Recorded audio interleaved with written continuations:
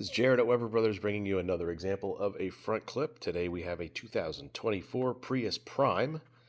This one is in the pre-freight stages. It just got washed so we can check everything out.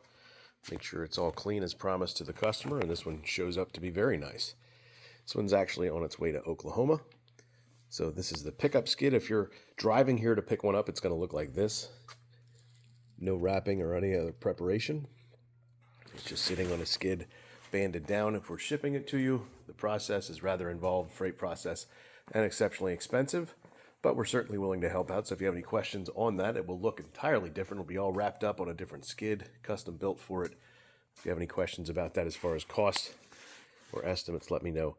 I'd be happy to help you out. But if you're buying a front clip from us, particularly a Prius, this is what it's going to look like. So hood, both fenders, headlights, front bumper. And this one's noted to have some damage along the cover on the bottom. We did disclose that to the customer, and that is very common. We see that quite a bit. So there's some scratches and marks, and that fascia right there, and the lower cover itself has some issues as well. Again, we disclose everything. I don't hide anything from you. I don't want surprises. You don't want surprises. It's never nice unless it's Christmas. So I'll get you under the hood here. We can take a look.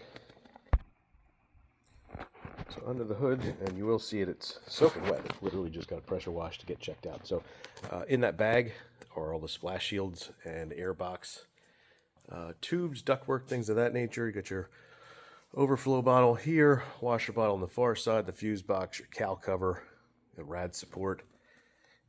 In there we've got the rad, the condenser, and the fans. Everything is capped and plugged. I'm not going to pull it out of there. See a fender liner as well. The lower splash shield will be down there, but I'm not going to pull that bag out. A, it's soaking wet, and B, there's quite a bit of stuff in there. If you have further questions, please let me know. I'd be happy to help. This one has a motor mount still attached.